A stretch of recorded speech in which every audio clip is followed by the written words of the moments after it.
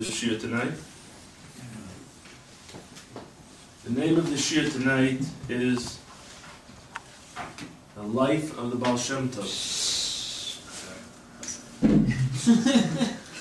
I was mechav into the chair. You were mechav, Understanding the life of the Baal Shem Tov. And the shir is based on the premise that the best way of understanding Derech and Avodas Hashem is to try and understand what the originator of the Derech says about it. So the better we can understand the Baal Shem Tov, we can better understand everything we're trying to learn about Derech Chassidus. And I'll say as an introduction to the shir that we've had interesting and important shiurim before. This shir already takes us to a different level. So I want to say I don't know if it's a warning or just, you shouldn't be overwhelmed if you woke out a lot of information. I like that issue, for sure. Okay. You should realize if you're going through, if it's difficult for you to do so many new things, it's difficult for everyone else also. So it's all good. It's all good. Helps us have new perspectives that can be very helpful for us.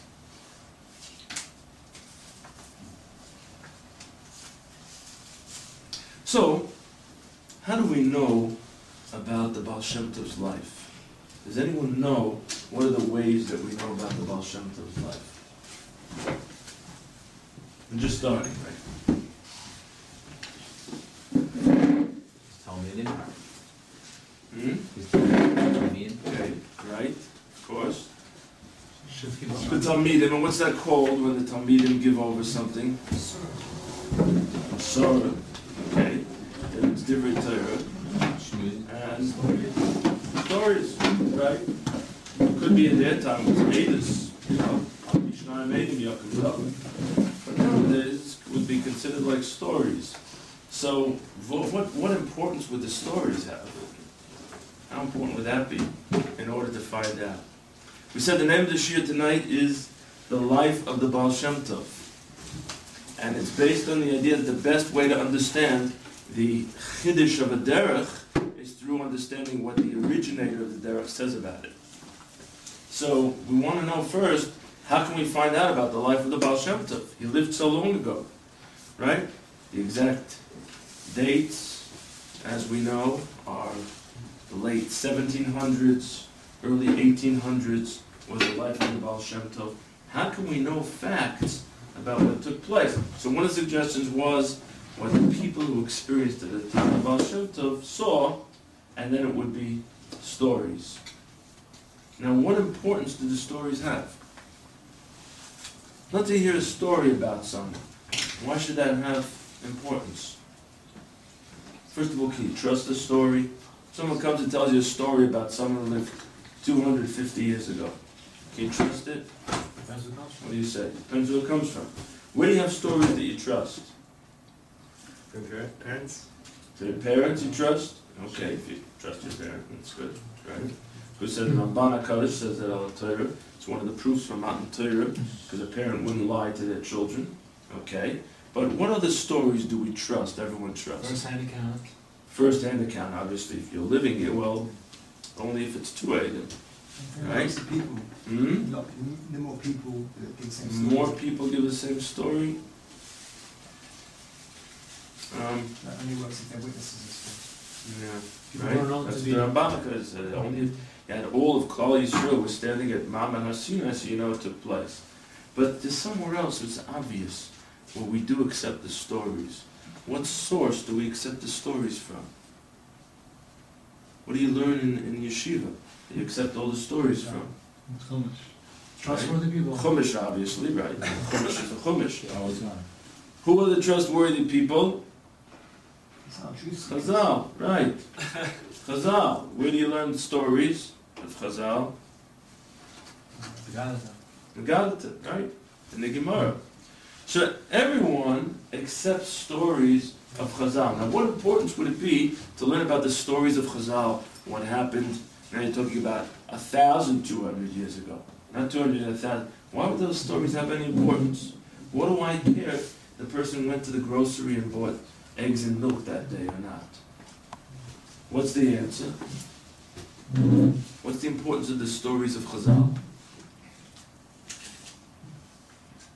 Does anyone know? Maybe we should skip the stories, Some yeshivas, they skip the stories because the person I doesn't heard have like it's in the Shama of the Gemara. It gives over the more pneumius ideas of the Gemara. Good, good, good. So what a story does is it gives you a certain message. And really what we need to look for in the story is the message of the story. And let's see someone will come and tell you, well, that story that you had in the Gemara and you understood was good and it had a good message for you and helped you so much. You know what? It never really took place. It wasn't exactly like that. There's another makar that says it was different, and there's a question whether the gears is like that.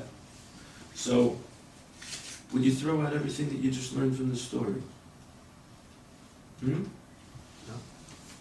No, because the message of the story was what counted. Understand? What Chazal tried to give us over are certain messages of life. And that's why they're in the Gemara. And sometimes the stories are not even always comprehensible on a pashtus level. Because that's how important the message is from the stories. So it's the same thing. When we come to discuss stories of someone who lived long ago, it's not because I'm interested in whether he went to the grocery or not. Obviously, why would that be any more important than when I go to the grocery? But because there's a certain message that's given over in the story. And that's what I want to get. So what I want to do today also is not only give over a little bit about the life of the Baal Shem Tov, try and understand what he went through or different. What I want to do is to try and learn up the stories. To try and understand what message they're teaching us. Of course there are a lot of masiyas from the Baal Shem Tov. They're all brought down, famous masiyas, especially in Sefer Baal Shem Tov, at the beginning, in the introduction, as we'll see. I don't just want to tell over the stories, although that might also have importance if people get chizuk from that. I want to try and learn what type of message it's telling us. And when you get the message, then it's not so relevant whether it was or it wasn't. Because the message is the point. And there's no question that what the Baal Shem HaKadosh was machadish in terms of his derech is there in the message. You'll see from the messages it's going to become clear, based on what we learned already in the previous two shiur, it's going to become clear that the message that comes out of the story is a true message. So that was just a little bit of a synopsis in regard to stories, because a lot of people, especially when it comes to Chassidus, they take out the part of the stories. Because they say, well, okay, if you want to learn the Sfarim, and if you want to learn the Torah, that's Choshev, but the stories, no, that's it. This is Masalach. This is Masalach. It's good for? It's good for the Masabich. You want to read a nice story to the kids, so you can write it in the storybook. Okay, that's nice, but we can't push away the message. Because as you know, very often the message is going to be even stronger when it takes place in a story that actually took place than if it's just said over. So that's what we're going to see now. We're going to see ideas, and we're going to see stories, and the stories themselves are so powerful that all you need is the message of the story. That's it. Okay, how else do we know what took place in the time of Baal Shem Tov? There was just a question I was wondering about, maybe we'll touch on it a bit later, but just before we get to the text and seeing some of the stories, was why didn't the Baal Shem write anything down himself? Oh, that's a great point. Why did the Baal Shem Tov write down his Divrei Torah? You know what? I'll add to the question. Why did the Arizal write down his Divrei Torah? Did the Baal Shem write nothing? He has nothing that he's written himself? I don't know. What do you say? Did the Baal Shem write nothing? From the two things that I've seen from the Baal Shem, the answer is no.